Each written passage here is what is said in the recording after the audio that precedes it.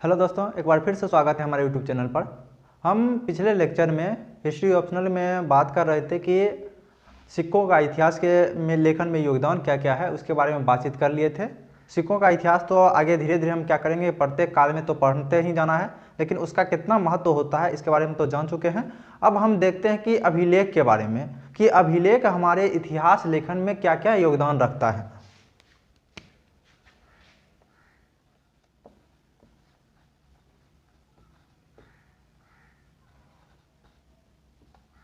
यहाँ सिक्का से ज़्यादा अभिलेख का महत्व बहुत ज़्यादा होता है, क्योंकि सिक्का में कुछ एक शब्द लिखा हुआ रहता है जिससे क्या हो सकता है, इतिहास का ज्ञान हो सकता है जहाँ जहाँ होगा उसके आधार पर। लेकिन अभिलेख का अर्थ हुआ है कि इसमें एक तरह से आप कह सकते हैं कि साहित्य भी अभिलेख की तरह ही निकलता है। यानी पुरातात्विक खुदाई में क्या होता है कि जब क्या होता है कि कोई भी पत्थर निकले, प्रस्तर निकले, तो क्या होता है कि उसके साथ उस पत्थर या कोई भी उपकरण हो उसके ऊपर कुछ शब्द लिखे हुए रहते हैं, उसी को कहा जाता है अभिलेख। यानी कोई सिक्का निकला या कोई भी कागज निकला या ताम्रपत्र निकला, उसके ऊपर जो भी चीज उत्कीर्ण किया हुआ रहता है, लिखा हुआ रहता है, वो किसी भी भाषा का हो, वो अभिलेख कहलाता है। तो अभिलेख का अध्ययन जो है, अभिलेख का अध्ययन, इसी को कहा जाएगा पूरा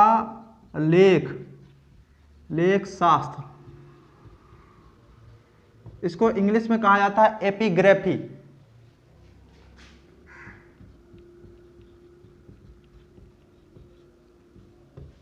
तो पूरा लेख शास्त्र जो है अभिलेख का अध्ययन कहलाता है। अगर आप अभिलेख के बारे में, प्राचीन अभिलेख के बारे में जानेंगे, यहाँ तो पूरा लगा हुआ, यानी प्राचीन अभिलेख के बारे में अध्ययन जो किया जाता है, जिसको कहा जाता है पूरा लेख शास्त्र।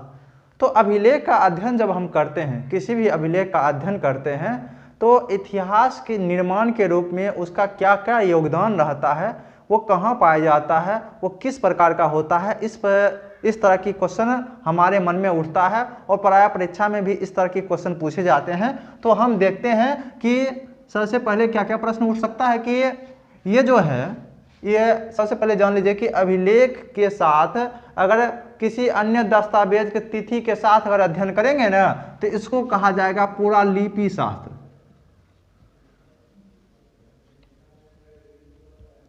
पूरा लिपि शास्त्र यानी प्लस अध्ययन के साथ अगर तिथि का अध्ययन कर देते हैं, अन्य दस्तावेज की तिथि,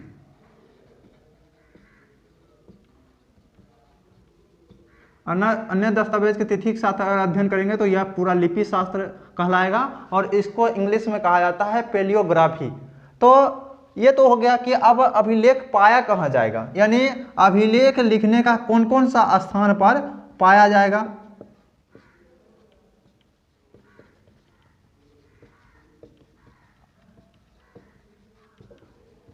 पाया जा सकता है, तो ये हो सकता है कि सबसे पहले प्रस्तर का अर्थ होता है पत्थर, तो पहले होगा प्रस्तर उपकरण पर हो सकता है, सिक्का पर हो सकता है, सिक्का पर भी जो उत्कीर्ण किया हुआ रहता है उसको भी अभिलेख कहा जा सकता है, कोई भी इमारत पर हो सकता है। उसके बाद मंदिर हो गया, मंदिर पर भी अभिलेख लिखा हुआ मिल सकता है। कोई भी पुराना मंदिर अगर मिल गया तो उससे भी क्या हो सकता है, अभिलेख, उसके ऊपर जो भी चीज लिखा हुआ है वो अभिलेख कहलाएगा। जैसे ताम्रपत्र हो गया, ताम्रपत्र यानी पहले क्या होता कि कागज का आविष्कार नहीं हुआ था, इसलिए ताम्रपत्र यानी तांबे के ऊपर ही उत्कीर्ण कराया जाता होगा। और आप बराबर देखते होंगे कहीं पिक्चर, तो ताम्रपत्र पे आपको लिखा हुआ मिलता होगा। ताम्रपत्र हो गया। काष्ठ फलक हो गया, काष्ठ फलक का अर्थ हुआ कि जैसे कि कोई लकड़ी का चिरा हुआ भाग है, उसके ऊपर क्या किया जाए, फलक का अर्थ होता है कि सतह होता है, सतह के ऊपर क्या हुआ, लिखा हुआ रहता है। तो इस तरह के चीजों पर क्या हो सकता है कि अभिलेख लिखा हुआ मिल सकता है। प्रस्तर हो, सिक्का हो, इमारत हो, मंदिर हो, ताम्रपत्र हो, काष्ठ फलक हो, इस प्रकार के चीजों पर क्या प्राय आपको अभिलेख लिखा हुआ मिल सकता है। हड़प्पा सभ्यता की अभिलेख के बारे में बात किया जाए तो हड़प्पा सभ्यता का अभिलेख अभी तक नहीं पढ़ा गया है। वो भाव चित्रात्मक होने के कारण उसके लिपि का जो है कि ज़्यादा मात्रा में कहीं कहीं लिपि लिखा हुआ नहीं है, 2 से 3 शब्द लिखा हुआ है, उसी से अर्थ बनता है। और क्या अर्थ बनता है इसी के बारे में अभी तक विभिन्न प्रकार के इतिहासकार और वैज्ञानिकों के द्वारा कोशिश किया गया था कि इसको पढ़ने के लिए, लेकिन अभी तक पढ़ा नहीं गया है। अभी तक जो पढ़ा गया है अभिलेख वो है अशोक का शिलालेख। अशोक का शिलालेख जो है, जो 3री शताब्दी ईसा पूर्व का है, वो अभी तक पढ़ा गया है। और इसको पढ़ने का काम किया था 1837 में एक अंग्रेजी अधिकारी जिसको कहा जाता है, जिसका नाम था जेम्स प्रिंसेप। जेम्स प्रिंसेप जो था, इसके द्वारा 1837 में कोशिश करने के बाद क्या किया गया, अशोक के शिलालेख को पढ़ लिया गया। और अशोक का शिलालेख जो है, तो यानी आप अभिलेख की भाषा और लिपि के बारे में बातचीत करिएगा, तो इसका जो भाषा है, अरे अशोक का शिलालेख जो है वो ब्राह्मणी लिपि में लिखा हुआ है, खरोष्ठी लिपि में लिखा हुआ है। और पाकिस्तान और अफगानिस्तान के क्षेत्र में क्या है कि यूनानी तथा अरमाइक लिपि का प्रयोग किया गया है अशोक के शिलालेख में। लेकिन अगर अभिलेख की भाषा के बारे में बात करें तो हड़प्पा सभ्यता की छोड़ दिया जाए बात, वैदिक सभ्यता के बाद की बात किया जाए तो शुरू में यह प्राकृतिक भाषा था, प्राकृत भाषा, और बाद में धीरे धीरे क्या हुआ, यह संस्कृत भाषा की ओर, यानी ईसा की 2री शताब्दी के शुरू होते होते संस्कृत भाषा की शुरुआत हो गई। और 4वी-5वीं शताब्दी होते होते क्या हुआ कि संस्कृत का व्यापक स्तर पर प्रयोग होना शुरू हो गया। तो भाषा के रूप में आप देख सकते हैं कि प्राकृतिक हो गया। तो ये सभी भाषा का प्रयोग अभिलेख में प्रायः देखने को मिलता है। और लिपि में बात किया जाए तो लिपि में अशोक के शिलालेख का जो लिपि है, यानी ब्राह्मी लिपि, खरोष्ठी लिपि,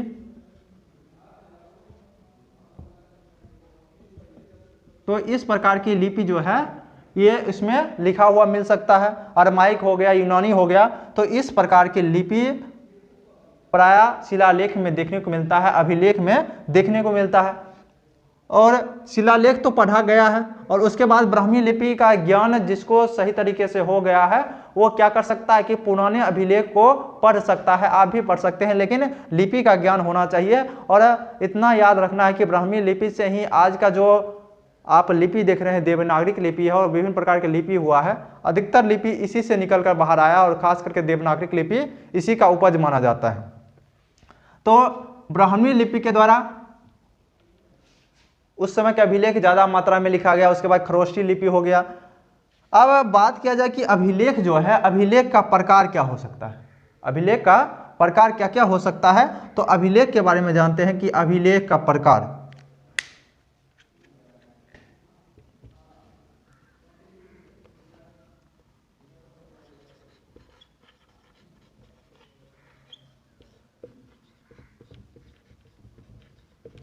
किस किस प्रकार के अभिलेख मिल सकते हैं। तो इसमें हो सकता है क्या क्या हो सकता है, आप आराम से अनुमान लगा सकते हैं। जिस प्रकार स्थान का अनुमान लगाते थे उसी प्रकार इसका भी अनुमान लगा सकते हैं। यह तो हो सकता है राजादेश, राज्य का आदेश हो सकता है, या कोई निर्णय हो सकता है। इस प्रकार का अभिलेख मिल सकता है आपको। ये अभिलेख जो है, अशोक का शिलालेख जो है, वो अशोक का शिलालेख इसका उदाहरण हो सकता है। शिलालेख, अधिकतर शिलालेख जो है वो राजा आदेश है या राजा का निर्णय के द्वारा लिखा गया था। इसको प्रशासनिक अभिलेख भी कहा जा सकता है, इसको प्रशासनिक अभिलेख। और क्या क्या हो सकता है, प्रशस्तियां, अधिकतर प्रयाग प्रशस्ति के बारे में बात किए होंगे आप। तो प्रयाग प्रशस्ति जो समुद्रगुप्त के बारे में लिखा गया है कि उनके विजयी गाथा के बारे में लिखा गया है। तो प्रयाग प्रशस्ति जो है, प्रयाग प्रशस्ति जो है वो इसका उदाहरण हो सकता है। प्रयाग प्रशस्ति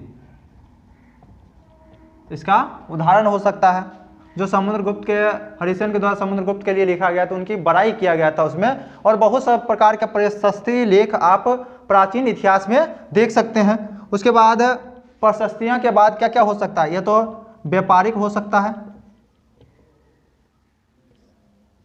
व्यापारिक हो सकता है या व्यवहारिक, व्यापारिक या व्यवहारिक अभिलेख हो सकता है। धार्मिक हो सकता है, धार्मिक अभिलेख, धार्मिक अभिलेख जो है वो धर्मदाता किसी के अनुसार बनाया जा सकता है ना। तो इस प्रकार के ना नैतिक अभिलेख हो सकता है।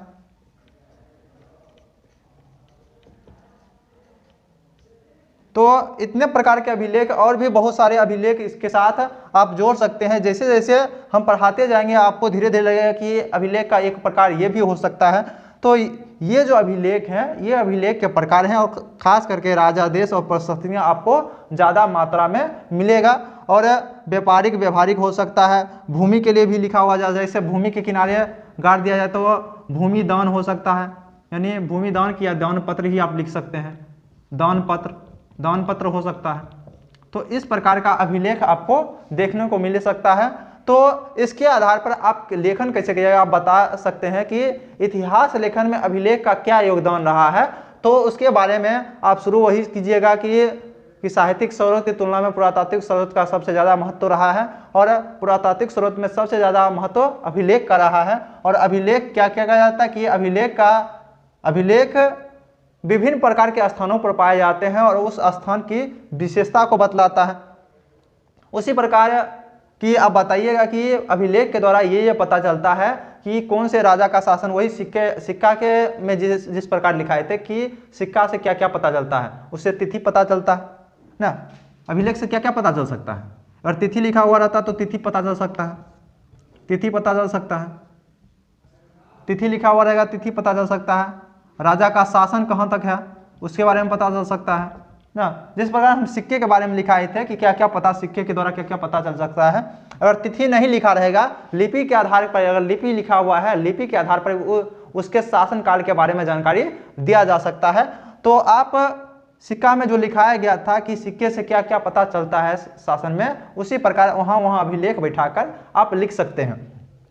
ध्यान रखना है कि अब सिक्के की तुलना में अभिलेख का ज़्यादा महत्व रहा है। उसके बाद आप इस प्रकार का वर्णन कर सकते हैं कि बहुत सारे अभिलेख मिले हैं जिसमें राजा देश है, प्रशस्तियाँ हैं, व्यापारिक हो सकता है, व्यवहारिक हो सकता है। इस प्रकार के अभिलेख उस समय के राजनीतिक और आर्थिक जीवन या सामाजिक जीवन के बारे में प्रचुर सामग्री उपलब्ध कराती है, जो क्या करता है इतिहास लेखन में हमारे लिए बहुत ज़्यादा उपयुक्त हो सकता है।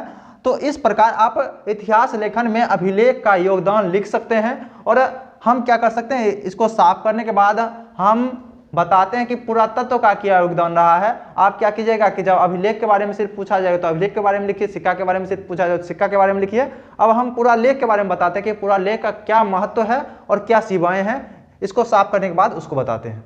कुछ और प्रकार के पुरातात्विक साक्ष्य हो, जैसे आप कह सकते हैं कि जैसे खंडहर कहीं मिल गया, कहीं इमारत मिल सकता है, कहीं मूर्तियां मिल सकता है। जैसे खंडहर में बात किए कि नालंदा विश्वविद्यालय जो है, विक्रमशिला विश्वविद्यालय है, इसके खंडहर से पता चलता है कि यहाँ प्राचीन काल में विश्वविद्यालय जो रहा था वो क्या करता था कि यहाँ शिक्षा देने का काम करता था। तो उस क्षेत्र का की विशेषताओं के बारे में उत्कीर्ण हो पाता है और वो क्षेत्र शिक्षा के जगत में आगे था, इसके बारे में पता चलता है। जैसे दक्षिण भारत में बहुत सारे पत्थरों का मंदिर मिलता है, तो उससे वस्तु शैली के बारे में पता चलता है कि किस शैली में विकास किया गया था, उसका उस समय का जो आप ऐसा कह सकते हैं कि इंजीनियरिंग दृष्टिकोण कैसा था ना, कि एक अभियंता के रूप में वो किस प्रकार का काम करता था।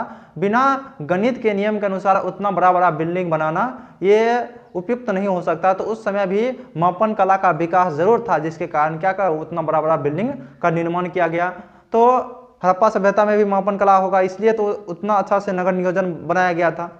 तो बिल्डिंग से, अभिलेख से भी पता चलता है। जैसे मूर्ति हो गया, तो मूर्ति में क्या है कि तक्षशिला और मथुरा से प्राप्त मूर्ति के आधार पर क्या कि तक्षशिला में जो है उसको गंधार शैली का मूर्ति कला कहा गया, मथुरा से जो प्राप्त हुआ उसको मथुरा शैली का मूर्ति कला कहा गया। तो हम पढ़ेंगे आगे धीरे धीरे जैसे मूर्ति कला का विकास हुआ, क्योंकि हम कला को भी साथ में लेते हुए चलेंगे। तो इस प्रकार के जो पुरालेख हैं, मूर्ति हो गया, इमारत हो गया ना, तो इस प्रकार के पुरालेख भी क्या करता है कि हमें इतिहास लेखन में बहुत ज़्यादा योगदान देता है। लेकर हम क्या करेंगे कि साथ साथ चैप्टर के साथ साथ क्या कि प्रत्येक चैप्टर में उसके इतिहास लेखन में उसके कौन कौन से सामग्री का योगदान रहा है उसके बारे में भी लिखते चलेंगे। आप बराबर पढ़ते भी होंगे, लेकिन आप सिर्फ तथ्य के रूप में पढ़ते होंगे, कॉन्सेप्ट के रूप में आप धीरे धीरे जानिएगा, तो उसका भी प्रयोग आप आराम से इसमें कर सकते हैं। तो हम देखते हैं कि पुरातात्विक साक्ष्य का महत्व क्या क्या है। महत्व यानी विशेषता होता है। तो महत्व यही विशेषता है कि साहित्यिक स्रोत की तुलना में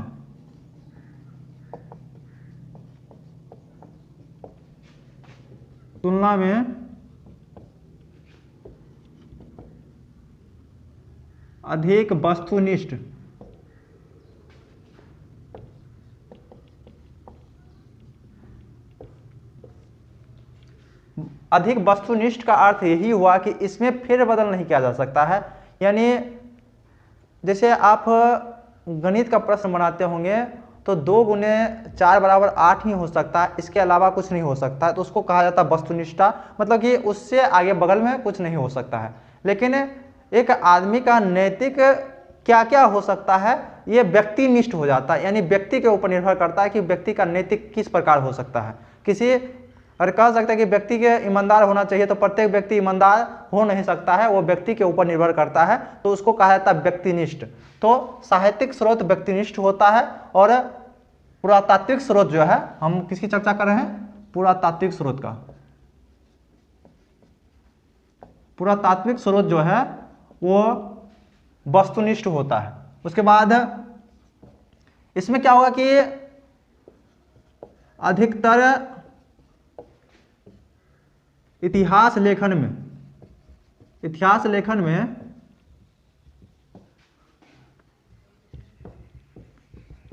पुरातात्विक सामग्री का उपयोग किया जाता है। सामग्री का प्रयोग या उपयोग किया जाता है। यानी इतिहासकार का मानना है कि इतिहास लेखन में पुरातात्विक स्रोत का अधिक से अधिक इस्तेमाल किया जाना ही ऐतिहासिक दृष्टिकोण से ज़्यादा महत्वपूर्ण होगा, क्योंकि इसमें वस्तुनिष्ठता होती है और वस्तुनिष्ठता जिसमें होगी वो क्या करेगा, इतिहास लेखन में बहुत अधिक योगदान देगा लेकर। इससे हो सकता है, इसमें और भी लिख सकते हैं कि इसमें मानवीय हस्तक्षेप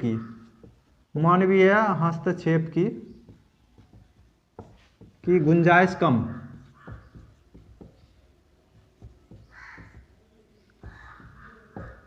कम होती है। इसमें क्या हो सकता है कि मानवीय हस्तक्षेप मतलब कि मानव अपने मन के अनुसार इस पुरातात्विक साक्ष्य को बदल नहीं सकता है। यह अगर बदलना होगा, किसी भी पुरातात्विक साक्ष्य को कहीं से प्राप्त हुआ तो उसको बदला नहीं, वो उसमें जो लिखा हुआ है वो ही मानव लिखेगा ना। तो ये इसमें क्या हो सकता है कि मानवीय हस्तक्षेप की जो भूमिका होती है वो सबसे ज़्यादा कम होती है। और प्राचीन काल में जितना भी अभिलेख प्राप्त हुआ है तो उसमें ऐसा कोशिश किया जाता है कि जो भी उसमें लिखा हुआ रहा है उसको इतिहास लेखन में ज़्यादा योगदान मिल सके। उसके बाद महत्व के बाद हम सीमाएं देखते हैं। इसका सीमाएं, तो सीमाएं में बिल्कुल इसके विपरीत में चलना है कि वस्तुनिष्ठ तो है लेकिन इसमें वस्तुनिष्ठता तो है लेकिन फिर भी मानव उसको बाद में व्यक्तिनिष्ठ बना देता है।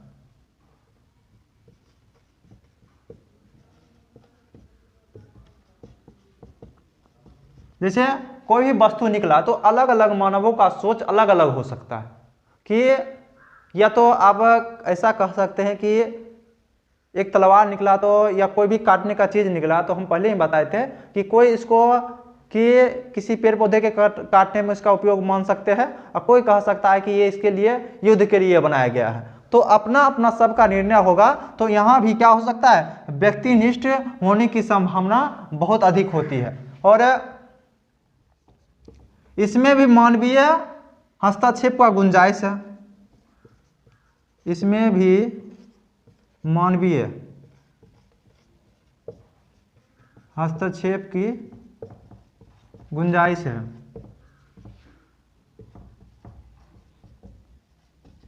जैसे गुंजाइश है, जैसे कि हड़प्पा सभ्यता का जो ईंट था वो अधिकतर क्या हुआ कि चोरी हो गया, और चोरी होने के बाद जो इमारत का स्ट्रक्चर ही बदल गया, इतना ज़्यादा ईंटा चोरी किया गया वहाँ से। उसके बाद जो अशोक का शिलालेख था वो विभिन्न शासकों के द्वारा क्या किया गया कि एक स्थान से दूसरे स्थान ले गया गया। जैसे कि उस समय फिरोज शाह तुगलक के द्वारा बहुत सारा अभिलेख इधर से उधर लाया गया, जिसके बारे में आप इतिहास में पढ़ते होंगे। तो इसमें भी मानवीय हस्तक्षेप किया जा सकता है। उसके बाद कि इसमें अधिकतर वस्तु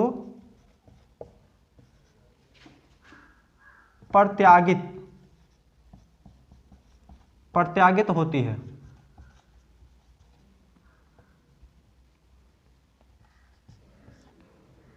प्रत्यागी को हटाकर ऐसा कह सकते हैं कि उपयोग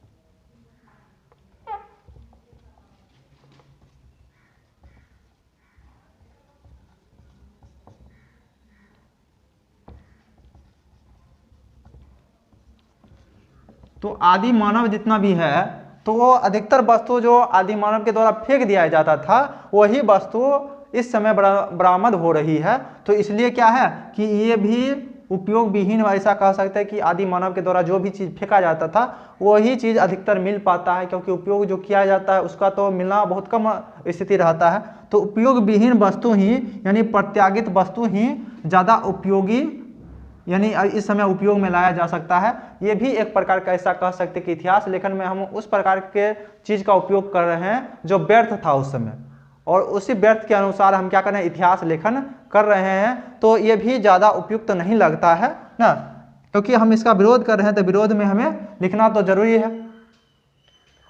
तो इस प्रकार के महत्व और सीमा के माध्यम से आप क्या कर सकते हैं कि इतिहास लेखन की प्रक्रिया को बता सकते हैं कि पुरातात्विक स्रोत का महत्व क्या है, उसके बाद उसकी सीमाएं क्या है, उसके बाद विभिन्न प्रकार के उदाहरणों के द्वारा इसको बढ़ाया जा सकता है कि साहित्यिक स्रोत की तुलना में अधिक वस्तुनिष्ठता होती है। आप बताइएगा कैसे वस्तुनिष्ठता होती है उसमें, कि साहित्यिक स्रोत में कि इसमें पूर्वाग्रह से ज़्यादा ग्रसित होता है व्यक्ति ना, इसमें क्या हो सकता है कि इसमें ज़्यादा ग्रसित नहीं होता है। पुरातात्विक स्रोत में पूर्वाग्रह से ग्रसित नहीं होकर लेखक नहीं लिखेगा, वो जो भी राजदेश हो सकता है। सीमा में एक और भी चीज़ लिख सकते हैं कि जैसे प्रशस्तियाँ लिखवाना। जैसे राजा के द्वारा प्रशस्तियाँ मतलब कि खुद के प्रशंसा के लिए लिखाया गया था, तो वो भी क्या है कि वो सीमा है कि राजा के द्वारा खुद लिखाया गया था, कोई दूसरा कोई बड़ाई नहीं करे, अपने व्यक्ति ही बड़ाई कर रहा है। ये भी क्या है, इसकी सीमाएं है, यानी इसका दोष है। तो आपको अगर कहा जाए कि आप ऐसा बताएं कि पुरातात्विक सामग्री का कि महत्व के साथ उसकी सीमाओं का चर्चा करें, तो आप इतना ही टॉपिक में क्या कर सकते हैं कि पहले शुरू में तो लिख सकते हैं कि यही कि साहित्यिक स्रोत की तरह क्या हो सकता है, पुरातात्विक स्रोत में भी बहुत सारा तरह की सीमाएं और महत्व देखने को मिलता है। और उसके बाद इसको लिखना है विभिन्न टॉपिक के माध्यम से, और विभिन्न टॉपिक के साथ उसका उदाहरण भी देना है। उदाहरण की वस्तुनिष्ठता कैसे है वो बताना है कि जैसे अशोक के शिलालेख में जो भी है उसको गड़बड़ी करके इधर से उधर नहीं किया जा सकता है, लेकिन अशोक के बारे में जो लिखा गया है, जैसे चाणक्य अर्थशास्त्र जो मौर्य काल के बारे में लिखा गया है, तो बहुत सारे काल के अनुसार हो सकता है, यानी वो 3री सदी ईसा पूर्व से लेकर लगभग 4थी सदी ईसा पूर्व तक उसको लिखा गया था, और बाद में भी उसमें कई स्रोत जुटा है, कई सारे श्लोक उसमें बाद में जुट गया है। तो उसमें क्या हो सकता है कि स्पष्टता की गुंजाइश बहुत कम लगती है कि यह उसी काल का होगा। तो बताइएगा, इस उदाहरण देकर आप क्या कर सकते हैं कि व्यक्तिनिष्ठता और वस्तुनिष्ठता स्पष्ट कर सकते हैं कि व्यक्ति साहित्यिक स्रोत में व्यक्ति पूर्वाग्रह से ग्रसित हो सकता है कि किसी भी विशेष राजा का बड़ाई करेगा। उसके बाद क्या है कि अधिकतर इतिहास लेखन में पुरातात्विक स्रोत का ही उपयोग किया जाता है। पुरातात्विक स्रोत का उपयोग इसलिए करता है कि जैसे वैदिक काल है, तो वैदिक काल में जो भी ग्रंथ लिखा गया है तो साहित्यिक स्रोत ही है, लेकिन उसका उतना उपयोग नहीं कर पाते हैं, क्योंकि उसमें वैदिक स्रोत जो लिखा गया है तो ऐसा लगता है कि ये उस काल के लिए लिखा गया है, लेकिन उसी काल में लिखा गया है, ऐसी कोई स्पष्ट भूमिका नहीं मिल पाती है। इसलिए हम क्या करते हैं, पुरातात्विक स्रोत तो उस समय का जो है PGW जो है उससे उसको जोड़कर देखा जाता है कि यह सचमुच हुआ है नहीं। तो उसके लिए PGW यानी पेंटेड ग्रे वेयर जो संस्कृति है, चित्रित धूसर मृदभान संस्कृति, उसको बढ़िया से पढ़ने के बाद उसको मिलाने की कोशिश की जाती है। तो उससे आधार पर कह सकते हैं कि पुरातात्विक स्रोत का ज़्यादा उपयोग किया जाता है इतिहास लेखन में। और हड़प्पा सभ्यता का योगदान बता, जहाँ साहित्यिक स्रोत मौन है वहाँ हड़प्पा सभ्यता में बता दीजिए कि पुरातात्विक स्रोत के अनुसार ही उसकी पूरी कहानी लिखी गई है। इसमें मानवीय हस्तक्षेप की गुंजाइश कम होती है। इसमें मानव अपने मन से कोई भी श्लोक नहीं जोड़ सकता है। जैसे महाभारत में पहले 8800 श्लोक थे, बाद में धीरे धीरे क्या हुआ कि इसमें 1 लाख श्लोक उसमें जुट गया। तो इसमें शिलालेख है एक उसमें, तो उसमें तो बाद में जोड़ा नहीं जा सकता है, छोटा जोड़ा जा सकता है, लेकिन उतना मात्रा में नहीं जोड़ा जा सकता है, जिसमें ज़्यादा क्या हो सकता है कि त्रुटियां बहुत ज़्यादा हो गई कि जिस काल में रहेगा तो उसी काल के बारे में वर्णन होगा। लेकिन जैसे जैसे उसमें जोड़ते जाएंगे तो क्या होगा कि काल बहुत ज़्यादा हो जाएगा, यानी बहुत ज़्यादा श्लोक हो जाएगा। तो विभिन्न कालों का वो क्या कर सकता है कि सामाजिक, आर्थिक, राजनीतिक दृष्टिकोण को बताएगा, काल विशेष के बारे में नहीं बताएगा। तो ये भी लिख सकते हैं कि ये काल विशेष के बारे में बताता है।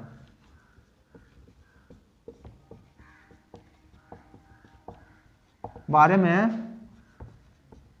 ज़्यादा जानकारी देता है लेकर।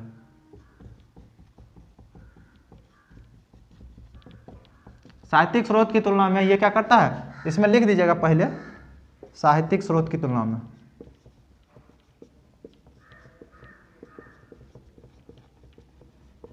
आप खुद से बहुत सारे टॉपिक का इसका आंसर बनाना शुरू कर दीजिएगा। साहित्यिक स्रोत की तुलना में काल विशेष के बारे में ज़्यादा जानकारी देता है लेकर।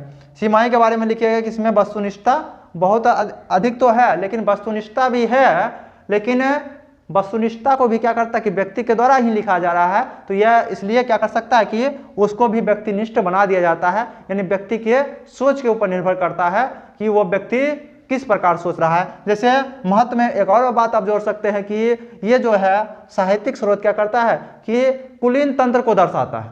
कुलीन तंत्र मतलब अभिजात वर्ग को दर्शाता है, लेकिन पुरातात्विक स्रोत इसमें भेदभाव नहीं करता है। यानी साहित्यिक स्रोत क्या करता है, यह कुलीन तंत्र दर्शाता है, और पुरातात्विक स्रोत जो है ये भेदभाव नहीं करता। तो ये भी इसका महत्व है कि साहित्यिक स्रोत अधिकतर कुलीन वर्ग के द्वारा ही लिखा गया, संस्कृत से लिखा जाना है। संस्कृत भाषा भी कुलीन तंत्र को दर्शाता है कि उस समय के कुलीन तंत्र जो थे वही संस्कृत भाषा सिर्फ जानते थे। तो ये था कि इसकी महत्व और सीमाएं प्रशस्ति के बारे में लिख के उसके बाद उदाहरण भी इसका दे सकते हैं। तो आशा है कि इतना ही टॉपिक के माध्यम से आप बहुत बड़े प्रश्नों का आंसर दे सकते हैं। साथ में आपको क्या करना है कि इसके साथ उदाहरण भी देना है, प्रशस्तियाँ, उदाहरण आप समुद्रगुप्त का आसानी से आपको याद होगा। खारवेल का हाथी गुफा अभिलेख जो है उसके बारे में लिख सकते हैं। विभिन्न प्रकार का अभिलेख जो है जिसमें प्रशस्ति आपको मालूम होगा। उसके बाद उपयोग विहीन वस्तु बारे में बताइए कि अधिकतर फेंका हुआ वस्तु है जिसको अधिकतर जो मानव उपयोग नहीं करता उसी को फेंक देता है लेकर। तो उस वस्तु का उपयोग इतिहास लेखन में किया जा सकता है। तो ये टॉपिक हुआ, और इसको क्या कर सकते हैं कि आप विभिन्न प्रकार के उदाहरणों के द्वारा अपने आंसरों का विस्तार कर सकते हैं। वो 200 शब्द में हो या 250 शब्द में हो, प्रायः आप इसका आंसर आसानी से लिख सकते हैं। कि आशा है कि आप लोग समझ गए हैं। तो इसके बाद हम कोशिश करेंगे कि अगला जो वीडियो बनाएंगे हम बनाएंगे कि पुरातात्विक जो स्रोत उत्खनन किया जाता है उसकी विधियां क्या क्या है। तो पुरातात्विक स्रोत की विधियां के बारे में बताएंगे कि किन किन प्रकार के वैज्ञानिक विधियों के द्वारा इसका अध्ययन किया जाता है, इसका उत्खनन किया जाता है। तो तब तक के लिए धन्यवाद। आप बने रहिए हमारे YouTube चैनल पर।